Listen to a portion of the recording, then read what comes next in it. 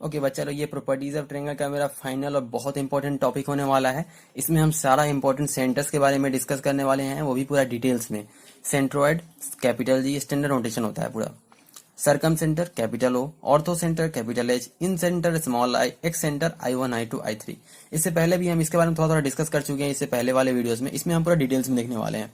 तो स्टार्ट करते हैं सबसे पहले सेंट्रॉइड से। सेंट्रॉइड, इसका कैपिटल जी से डिनोट करते हैं। इसका प्रॉपर डेफिनेशन होता है point of intersection of medians. ठीक है, अगर मेरे पास कोई ट्रायंगल है, मान लो ये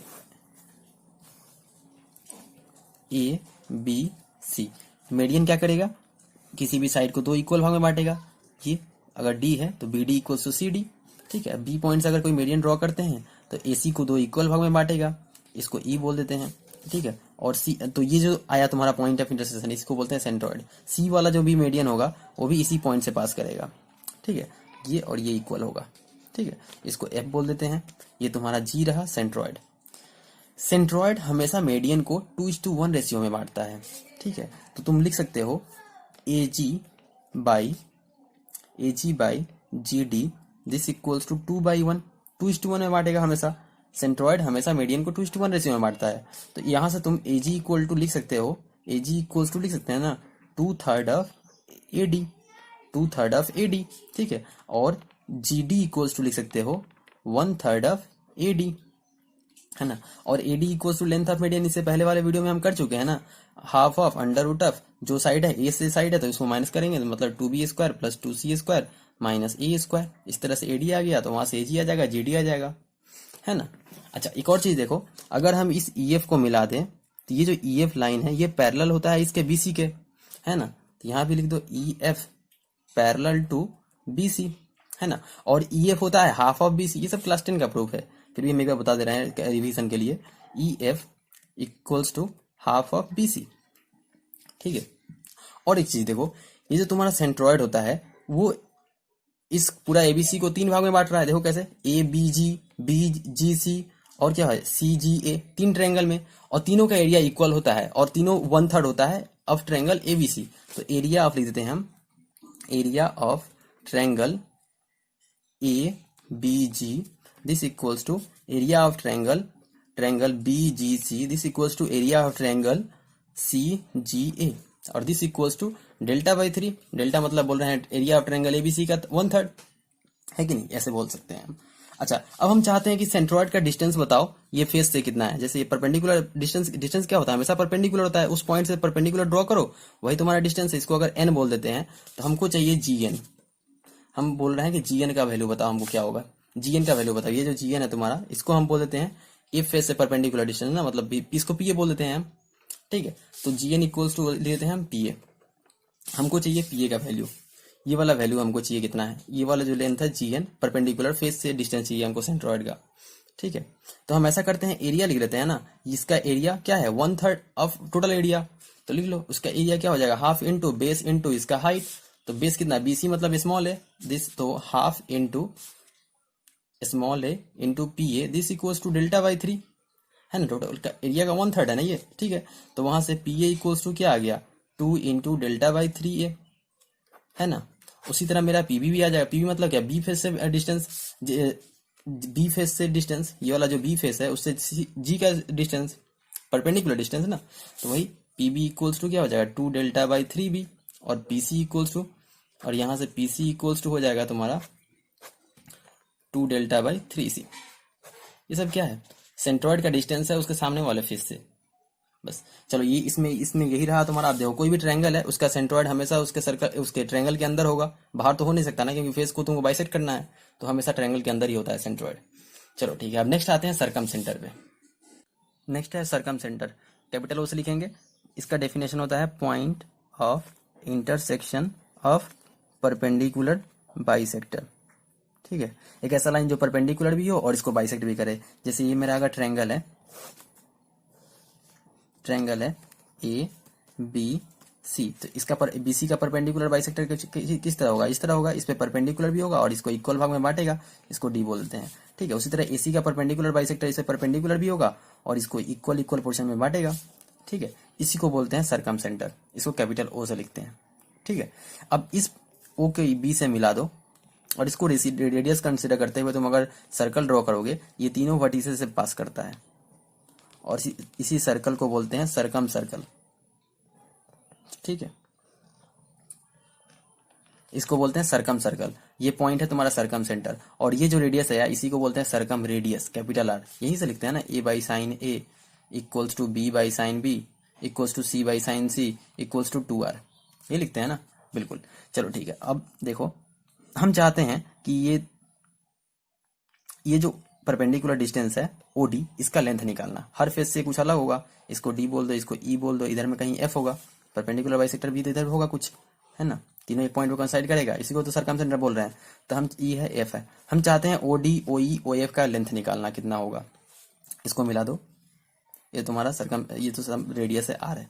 ठीक है, तुम एक चीज देखो, ये एंगल ए है, यानी ये एंगल प्लस ये एंगल दोनों मिलके ए होने वाला है कि नहीं। ये साइड देखो, अब ट्रायंगल बी ओ डी में और सी ओ डी में ये साइड कॉमन है, ये साइड इक्वल है, इधर भी 90 इधर भी 90, मतलब ये क्या, ये ट्रायंगल और ये ट्रायंगल कॉन्ग्रुएंट है, इसीलिए ये एंगल इक्वल होगा। और इसको 2a होना था, ये a है तो 2a होना था, इसीलिए ये भी a होगा, ये भी a होगा। ठीक है, तो अब यहाँ से अगर हम चाहते हैं ये निकालना, ये वाला वैल्यू निकालना चाहते हैं, ये वाला ओडी निकालना चाहते हैं, तो हम ऐसा करते हैं, कॉस ए लिख देते हैं। कॉस ए इक्वल्स टू क्या हो जाएगा, ओडी बाई आर। तो ओडी इक्वल्स टू क्या आ गया, आर कॉस ए, है ना, ओडी आ गया आर कॉस ए, के सामने वाला में कॉस ए एंगल आ गया। ठीक है, उसी तरह से अगर हम ओई बोलते कितना होगा, तो ओई इक्वल्स टू क्या लिखते, R of cos B, B के सामने वाला है इसीलिए आर ऑफ कॉस बी। अगर तुमसे बोलते ओ एफ कितना होगा, तो this equals to R of cos C, है कि नहीं। इस तरह से हमने इसका परपेंडिकुलर डिस्टेंस भी निकाल लिया सरकम सेंटर का। ठीक है, और ये तो आर पता है हमको। ठीक है, अब एक चीज देख लो, अगर मेरा मान लो राइट एंगल ट्रायंगल हो रहा है, अगर मेरा राइट एंगल ट्रायंगल हो रहा है, इसका सरकम सेंटर पता है तुमको, इसका हाइपोटेनस का मिड पॉइंट होता है। तुमको दिखाते हैं कैसे, जैसे ये तुम्हारा ए है, बी है, सी है, एक परपेंडिकुलर बाइसेक्टर यहाँ ड्रॉ कर लो, परपेंडिकुलर बाइसेक्टर ये इक्वल और परपेंडिकुलर। ठीक है, इसको मान लो ओ, इसको बोल दो डी। ठीक है, तो triangle A D O and triangle A B C, देखो ये एंगल कॉमन है, ओ ए डी ओ और ए बी सी में ये एंगल तो कॉमन हो गया। ठीक है, और ये भी 90 ये भी 90, यानी क्या है, सिमिलर है, सिमिलर ट्रायंगल। सिमिलर ट्रायंगल में क्या होता है, साइड्स का रेशियो इक्वल होता है, तो साइड्स का रेशियो लिख दो ए डी ओ में, तो A D by A B, A D by A B, this equals to A O by A C, A O by A C. ठीक है, और हमको पता है ए डी और बी डी तो इक्वल है, यानी ए डी इक्वल्स टू लिख सकते हैं ना, तो ए बी इक्वल्स टू लिख देंगे 2 times of A D, A B को हम लिख सकते हैं ना 2 टाइम्स ऑफ ए डी, तो ए डी से ए डी नहीं पड़ गया, दिस इक्वल्स टू क्या आ गया 1/2, है ना, यानी A C equals to 2 times of A O, A C equals to 2 times of A O, A C equals to 2 times of A O, यानी क्या है, ओ मिड पॉइंट है, O is mid point of A C. ठीक है, अब जैसे ही mid point आ गया, तो मिड पॉइंट पे तो परपेंडिकुलर बाइसेक्टर ड्रॉ करना है ना, इस पे परपेंडिकुलर बाइसेक्टर ड्रॉ करोगे तो इसी पॉइंट पे दोनों इंटरसेक्ट कर गया ना, ये वाला लाइन इंटरसेक्ट कर गया, तो यही तो है अपना सरकम सेंटर, है कि नहीं। अगली बार से याद रखना कि कोई भी राइट एंगल ट्रायंगल है तो उसका सरकम सेंटर हमेशा उसका हाइपोटेनस का मिड पॉइंट होता है। ठीक है, हमेशा हाइपोटेनस का मिड पॉइंट, उसका सरकम रेडियस कितना हो जाएगा, हाइपोटेनस का हाफ कर दो, सरकम रेडियस हो जाएगा, है कि नहीं। ठीक है, और इसका भी परपेंडिकुलर बाइसेक्टर करोगे तो यहीं से पास करेगा। ठीक है, तो ये तुम्हारा ओ है इसका सरकम सेंटर। राइट एंगल ट्रायंगल में हमेशा हाइपोटेनस का मिड पॉइंट सरकम सेंटर होता है। एक और तुमको चीज पता होगा ना, क्लास 10 में पढ़े होगी, कोई भी अगर सर्कल है उसका अगर मिड पॉइंट लेते हैं, अगर सेंटर लेते हैं, सेंटर वाला जो कॉर्ड है हमेशा उसके सरकमफ्रेंस पे कितना 90 एंगल बनाता है, ये तो हमेशा 90 होता है ना। तो जैसे ही 90 दिखा तो इसका ये क्या, हाइपोटेनस का मिड ही तो सेंटर है ना, है कि नहीं, वही बात है। चलो नेक्स्ट, अब देखो ये तो रहा राइट एंगल के लिए, ये तो एक्यूट एंगल के लिए हमेशा ट्रायंगल के अंदर ही होगा सरकम सेंटर।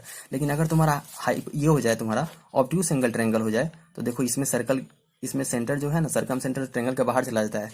इस ए है, बी है, सी है, बी सी का परपेंडिकुलर बाइसेक्टर कुछ ये है, ये इक्वल हो गया परपेंडिकुलर बाइसेक्टर। ए बी का परपेंडिकुलर बाइसेक्टर देखो ये रहा कुछ परपेंडिकुलर बाइसेक्टर, और देखो ट्रायंगल के बाहर चला गया ना, ये सरकम सेंटर है। ठीक है, ट्रायंगल के बाहर चला गया, जैसे ही तुम्हारा ऑब्ट्यूस एंगल हुआ तो सर्कल के बाहर चला गया। अगली बार से याद रखना कि जहां भी तुम्हारा एक्यूट रहे, एक्यूट एंगल ट्रायंगल में सरकम सेंटर हमेशा इनसाइड होगा, ठीक है। ऑब्ट्यूस हो जाए तो उसमें आउटसाइड हो जाएगा, ठीक है। और राइट एंगल पे हो जाए तो, अगर राइट एंगल ट्रायंगल हो जाए तो उसमें क्या हो जाएगा, हाइपोटेनस का मिड पॉइंट तुम्हारा सरकम सेंटर हो जाता है, ऑन हो जाता है ट्रायंगल के साइड पे हो जाता है, हाइपोटेनस पे हो जाता है। चलिए ये बहुत इंटरेस्टिंग बात रहा। अब आते हैं नेक्स्ट है ऑर्थो सेंटर। इसको कैपिटल एच से लिखते हैं। इसका प्रॉपर डेफिनेशन होता है point of intersection of altitude drawn from vertices, ठीक है। किसी भी ट्रायंगल का वर्टिसेस से तुम एल्टीट्यूड ड्रॉ करो, वो जहां पर इंटरसेक्ट करता है उसी को तुम्हारा ऑर्थो सेंटर बोलते हैं। तो इसका भी 3 केस का बनाते हैं, एक एक्यूट एंगल, राइट एंगल और ऑब्ट्यूस एंगल। दोनों में देखो एक्यूट में तुम्हारा इनसाइड होता है ऑर्थो सेंटर, दिखाते हैं कैसे। ये तुम्हारा एक्यूट एंगल ट्रायंगल है, तीनों एंगल 90 से छोटा है, ठीक है। तो इसमें क्या होता है, point of intersection of altitude drawn from vertices. तो ए है, बी है, सी है। एल्टीट्यूड ड्रॉ करो, एल्टीट्यूड मतलब क्या, सामने वाले फेस से परपेंडिकुलर। तो ए से सामने वाले फेस से परपेंडिकुलर ड्रॉ कर दिया। फिर तुम सी से सामने वाले फेस पे परपेंडिकुलर ड्रॉ करो। ये जो पॉइंट ऑफ इंटरसेक्शन आया इसी को तो ऑर्थो सेंटर बोलते हैं, इसको कैपिटल एस से डिनोट करते हैं। बी से भी सामने वाले फेस पे परपेंडिकुलर ड्रॉ करोगे तो ये रहा अपना एल्टीट्यूड, ठीक है।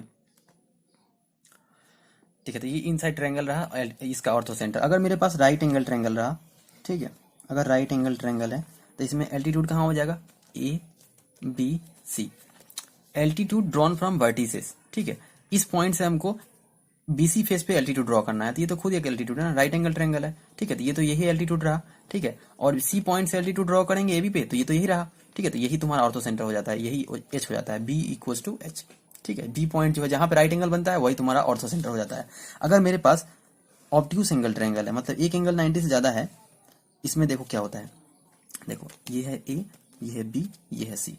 अब ए पॉइंट से तुमको बीसी फेस पे परपेंडिकुलर ड्रॉ करना है। अगर ऐसे ड्रॉ करते हैं तो 90 से ज्यादा एंगल ड्रॉ ही करेगा, इसीलिए इस पे परपेंडिकुलर कुछ इस तरह होगा, यहाँ पे इसको एक्सटेंड करना पड़ेगा, है ना। तो ये रहा तुम्हारा परपेंडिकुलर, ठीक है।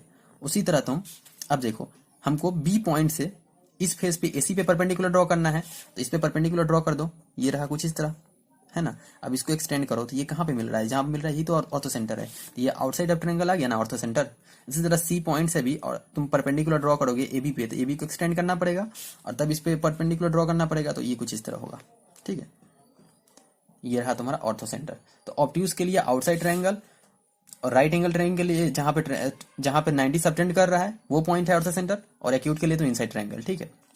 अच्छा, अब चाहते हैं इसको हम नेमिंग करते हैं डी ई एफ, ठीक है। हम चाहते हैं डीएच का लेंथ निकालना, डीएच निकालना चाहते हैं हम, डीएच का निकालना चाहते हैं, ई एच निकालना चाहते हैं, एफ एच निकालना चाहते हैं, ठीक है।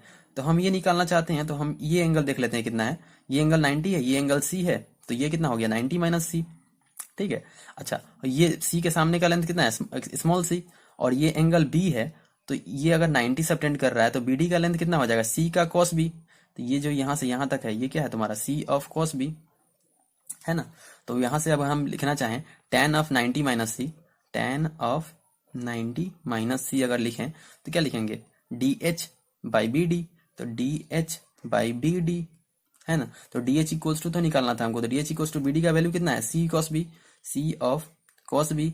और tan ऑफ 90 माइनस सी क्या हो गया, cos C, sorry cot C. तो कॉट सी को लिख देंगे हम cos C by sine C, है ना। और देखो सी बाई साइन सी क्या होता है, 2r होता है ना, a by sine A equals to B by sine B equals to C by sine C equals to 2r। तो यहाँ 2r पे वैल्यू पुट कर दो, 2r of cos B cos C D H. D H क्या, a के सामने वाला जो परपेंडिकुलर वैल्यू है h का वही है ना तुम्हारा डी एच। तो यहाँ से डी एच आ गया मेरे पास। अगर हमको चाहिए एच ई क्या b के सामने है तो बस b नहीं होगा, बाकी दोनों एंगल होगा, क्योंकि ये a के सामने था तो a नहीं था, बाकी दोनों एंगल था, तो वही से 2r। ई है b के सामने तो b नहीं होगा, सब होगा, तो कॉस ए कॉस सी। अगला है मेरा सी एच एफ चाहिए तो 2r ऑफ सी नहीं होगा, तो कॉस ए कॉस बी, ठीक है। इस तरह से हमने ये सारा वैल्यू इसे निकाल लिया, इसका परपेंडिकुलर डिस्टेंस भी निकाल लिया। अगर हम तुमको बोलते हैं कि हमको H B H A H C का वैल्यू बताओ, तो हमको अगर एच बी चाहिए तो एच बी के लिए हम क्या करेंगे, एच बी चाहिए तो हम क्या लगाते हैं, ऐसा लगा दो ना, ये लगा दो कॉस ऑफ 90 माइनस सी। तो कॉस ऑफ 90 एच बी हमको चाहिए, एच बी चाहिए तो कॉस ऑफ 90 माइनस सी क्या होगा, कॉस ऑफ 90 माइनस सी, क्या लिख देंगे, बेस बाय हाइपोटेनस। बेस क्या है तुम्हारा, C cos B by H B, है ना। और एच बी निकालना था हमको, एच बी इक्वल्स टू क्या आ गया, सी ऑफ कॉस बी, और यहाँ से कॉस ऑफ 90, तो ये क्या हो गया तुम्हारा साइन सी, तो डिवाइड बाई साइन सी, तो सी बाई साइन सी तो 2r होता है ना, 2r of cos B, 2r of cos B, H B हो गया तुम्हारा 2r ऑफ कॉस बी, है ना। तो एच बी आ गया। इसी तरह अगर हम बोलते कॉस बी बी के लिए, एच सी के लिए होता, तो एच सी, अगर एच सी हमको निकालना होता तो ये हो जाता तुम्हारा 2r ऑफ कॉस सी, है ना। अगर हमको एच ए चाहिए होता, एच ए चाहिए होता तो 2r ऑफ कॉस ए हो जाता, H A equals to 2r of cos A, ठीक है। इस तरह हमने ये सब देख लिया। अब एक और इंटरेस्टिंग फैक्ट देखो, ठीक है। अगर मेरे पास ट्रायंगल, एक्यूट एंगल ट्रायंगल होना चाहिए, ठीक है, ए बी सी, जिसे ऑर्थो सेंटर उसका बीच में हो।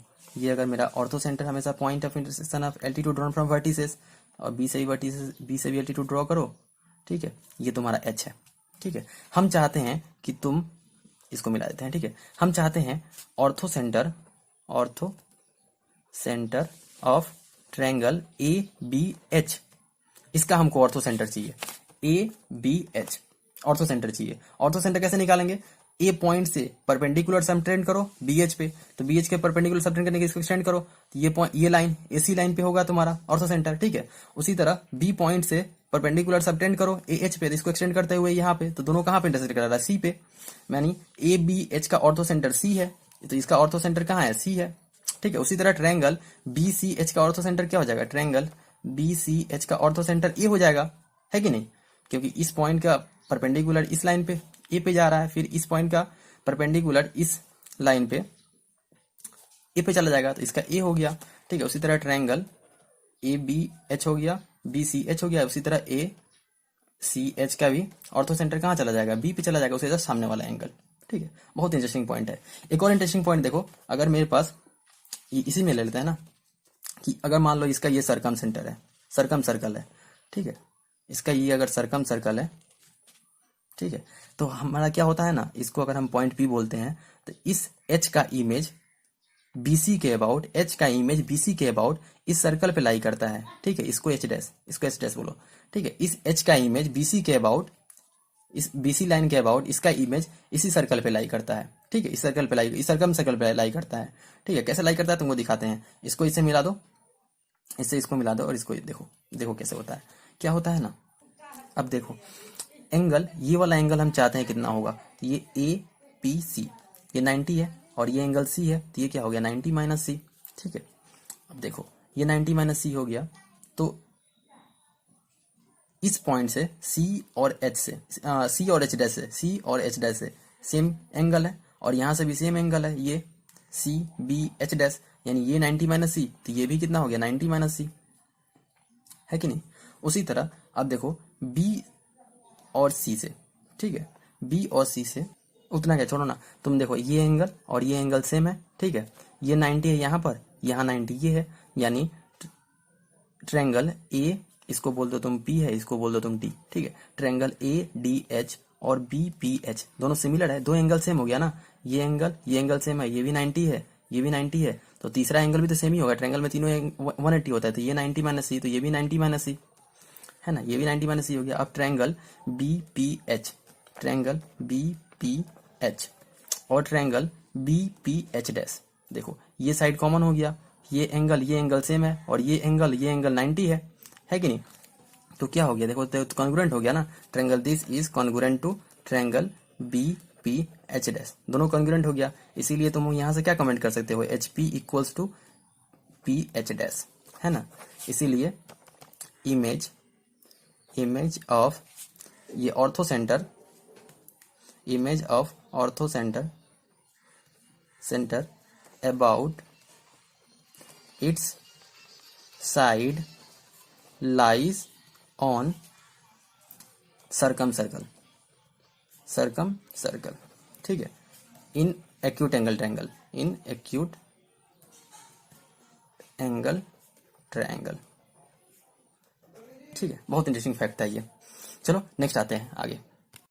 नेक्स्ट टॉपिक है इन सेंटर, इसको स्मॉल आई से लिखते हैं, इसका प्रॉपर डेफिनेशन होता है point of intersection of angle bisector, ठीक है। एंगल बाइसेक्टर, कोई भी अगर ट्रायंगल है, ये लो ट्रायंगल मेरा ए बी सी, ठीक है, तो बी एंगल को बाइसेक्ट करने वाला, ठीक है, इसको b/2 और इसको b/2, है ना। और फिर इस सी एंगल को बाइसेक्ट करने वाला कहीं पे इंटरसेक्ट करेगा, ये है तुम्हारा c/2 और ये है c/2, ठीक है। इसी को बोलते हैं तुम्हारा इन सेंटर, स्मॉल आई से लिखते हैं, ठीक है। इसी तरह ए वाला भी बाइसेक्ट करेगा अपना एंगल, तो इसी पॉइंट से पास करेगा, ठीक है। ये भी इक्वल होगा जब, तो ये आई एंगल से पास, आई पॉइंट से पास करेगा, ठीक है। अब देखो हम चाहते हैं, उससे पहले एक और चीज देख लो ना, अगर हम इस आई पॉइंट से सामने वाले फेस पे परपेंडिकुलर ड्रॉ कर दें और इसको रेडियस कंसीडर करते हुए परपेंडिकुलर ड्रॉ कर दिए और उसको रेडियस कंसीडर करते हुए अगर सर्कल ड्रॉ करें तो तीनों फेस को टच करता हुआ जाता है, ठीक है। वो तीनों फेसेस को टच करता हुआ जाता है, उसी को इन सर्कल बोलते हैं। ये हो गया इन सेंटर, इन सर्कल। इसी का जो रेडियस होता है वो स्मॉल आर से लिखते हैं, इन रेडियस, स्मॉल आर, ठीक है। ये अपना बहुत इंटरेस्टिंग बात रहा, ठीक है। अब आगे आते हैं, ये तुम्हारा स्मॉल आर है, ठीक है। हम चाहते हैं ये तुम्हारा आई से बी का वैल्यू बताओ, आई बी कितना होगा ये हमको जानना है, ठीक है। तो क्या इसमें ये 90 है तुम्हारा, ये स्मॉल आर है, तो साइन b/2 लिख दो। Sign b/2 this equals to क्या लिखोगे, आर बाई ये तुम्हारा आई बी। तो आई बी इक्वल्स टू क्या आ गया, R of cosec b/2, R of cosec b/2 B के लिए। तो अगर आई ए पूछते तो क्या होता, are of cosec a/2, cosec a/2। अगर आई सी पूछते तो R of cosec c/2, cosec c/2, cosec c/2, ठीक है। इस तरह से हम रिपोर्ट कर देंगे इजीली। तो ये रहा अपना इन सेंटर। तो इन सेंटर में तुम्हारा एंगल बाइसेक्टर होता है और ये इन सर्कल होता है, ठीक है। ये तुम्हारा स्मॉल आर होता है, स्मॉल आर के लिए।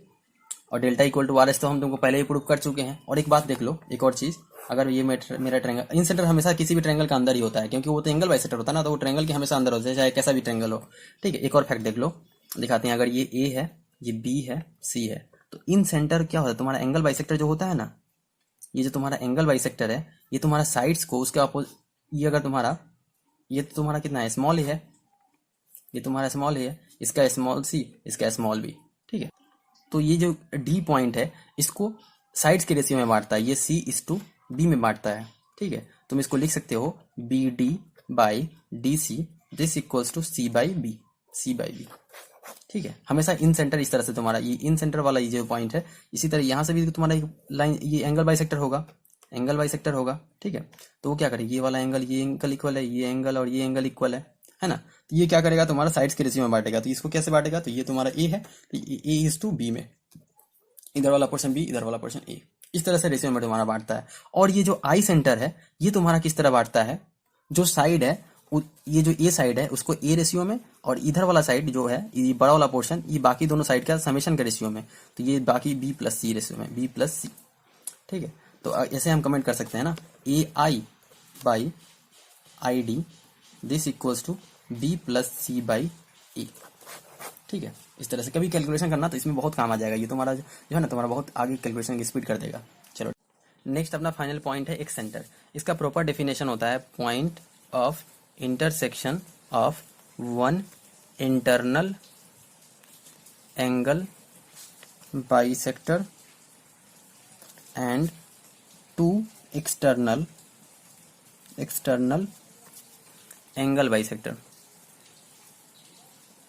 ठीक है। अगर मेरे पास कोई ट्रायंगल है ए बी सी, ये लो ट्रायंगल ए बी सी, ठीक है। इसका वन इंटरनल एंगल, तो सी एंगल का एंगल बाइसेक्टर कुछ इस तरह होगा, ठीक है। इसको ये c/2 और c/2 में बांटा, और ये जो लाइन होता है इस ए बी को किस रेशियो में बांटता है, सामने वाले फेस का रेशियो में। ये वाला फेस का लेंथ है स्मॉल बी, इसका लेंथ है स्मॉल सी, सॉरी ये स्मॉल है, तो इसको a/b में बांटेगा, है ना। अच्छा देखो, अभी वन इंटरनल एंगल बाइसेक्टर, बाकी दो एक्सटर्नल एंगल बाइसेक्टर। दो एक्सटर्नल एंगल क्या है तुम्हारा, एक बी का एक्सटर्नल एंगल ये है, इसको बाइसेक्ट करना है, और ये ए का एक्सटर्नल एंगल बाइसेक्ट करना है तुमको। एक मिनट, तो इसको ऐसे करो, ठीक है। अभी इसको हमको बाइसेक्ट करना है, तो ये तीनों कहीं पे एक पॉइंट पे ये मीट करता है, देखो कैसे, ये रहा तुम्हारा एक्सटर्नल एंगल बाइसेक्टर, ठीक है। इधर से भी एक एक्सटर्नल एंगल बाइसेक्टर इस तरह जाएगा, और तीनों एक पॉइंट पे मीट करता है, ठीक है। इसी को बोलते हैं एक्स सेंटर, ठीक है। इसी को आई से डिनोट करते हैं, एक्स सेंटर। और यहाँ भी तुम इसको एक्सटेंड करोगे, इसको भी एक्सटेंड करोगे, तो ये तुम्हारा कुछ, इसका एंगल बाइसेक्टर कुछ इस तरह आएगा, इस तरह से आएगा, और इधर भी एंगल बाइसेक्टर एक आएगा, ये तीनों एक जगह मिलेगा। तो एक हो गया I1, एक हो गया I2, ये सी के सामने वाला को 3, ए के सामने वाले को 1 बोल दिए। इस तरह एंगल बाइसेक्टर इस तरह से आएगा, एक पॉइंट पे सब मिलेगा। ये रहा तुम्हारा I2।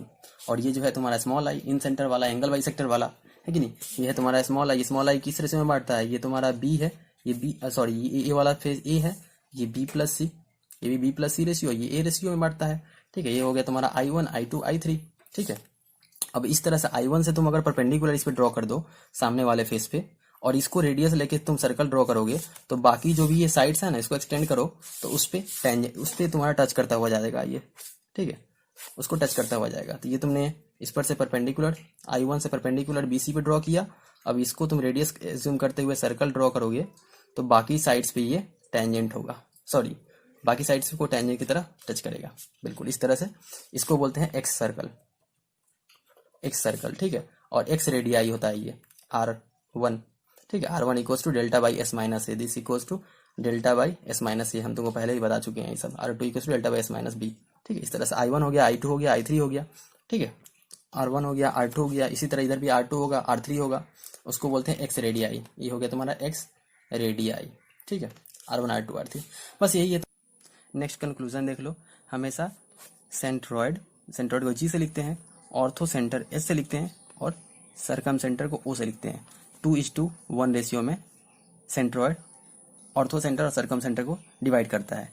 ठीक है, इसको कैसे याद रख सकते हो, ONGC।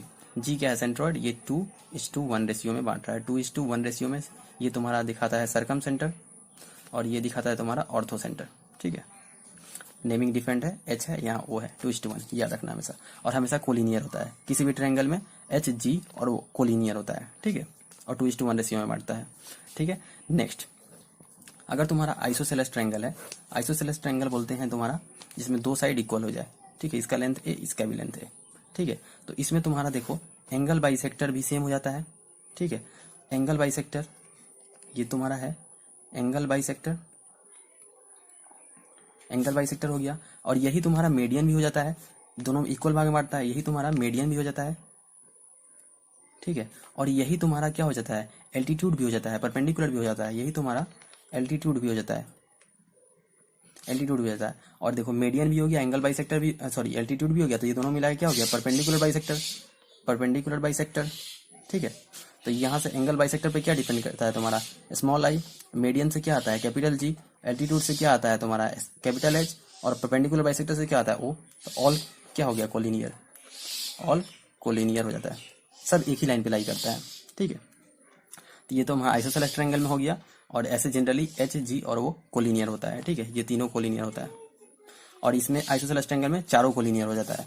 ठीक है, अगर तुम्हारे पास तीसरा एक और फैक्ट देख लो, अगर तुम्हारे पास इक्विलेटरल ट्रायंगल है, ठीक है, इक्विलेटरल ट्रायंगल में तीनों साइड्स इक्वल लेंथ, एंगल भी इक्वल हो जाता है, तो इसमें जो सब पॉइंट होता है I G H O, all coincide, सब एक पॉइंट पे आ जाता है। ठीक है, सब एक ही पॉइंट पे आ जाता है, ऑल कॉन साइड्स हो जाता है IGHO। ठीक है, चलो और एक फाइनल पॉइंट देख लो, चौथा, डिस्टेंस अगर तुमको मान लो इन सेंटर दिया हुआ है और सरकम सेंटर दिया है, वही ये है O और ये है I।